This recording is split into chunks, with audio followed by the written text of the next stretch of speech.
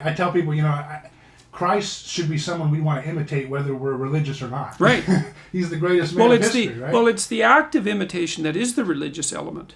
Right. And one of the advantages, too, of a transcendent ideal is that everyone bows to it, including the king.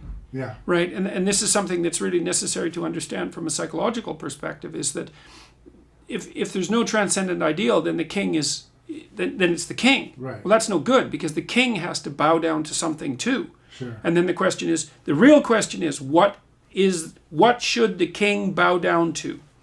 That's the ultimate question. Right.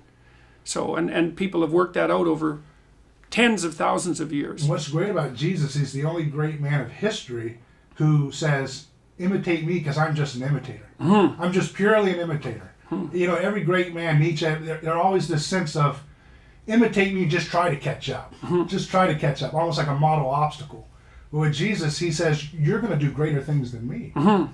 That's fascinating to me that, you talk about, how... That's right. That is something that's absolutely crucial, that particular line. It's a way of patterning your life in a way that doesn't create obstacle and scandal for those around you. Mm-hmm. And what do you mean by obstacle and scandal? What I mean by that is he's not saying try to keep up, bow to me, and maybe he washes your feet. Right. He says you're going to do greater things than me. Right. So when you imitate that ethic, you carry that into your neighborhood relationships, mm-hmm. and suddenly you see that you're imitating a person who's not creating a kind of obstacle to attaining what you see in them. Right. That's what Girard's always about, is imitation. The idea that mimetic desire is what governs so much of our desires. Mm-hmm. We want what our neighbor has, not because... Well, it's even deeper than want. Right. I mean, one of the things about human beings that's very peculiar, there's a lot of things about human beings that are peculiar. Opposable thumb is peculiar.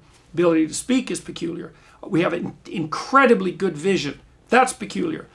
But and of course our language function, but I may have mentioned that. But the other thing that's peculiar about us is that we can imitate, which means that I can pattern my body after yours. So I can directly incorporate, and that's the right word, your action patterns into my action patterns. That's actually a prerequisite to language.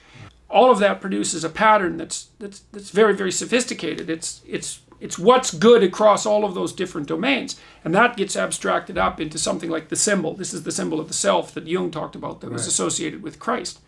So, and that's the psychological idea. And it's a brilliant idea. Yeah.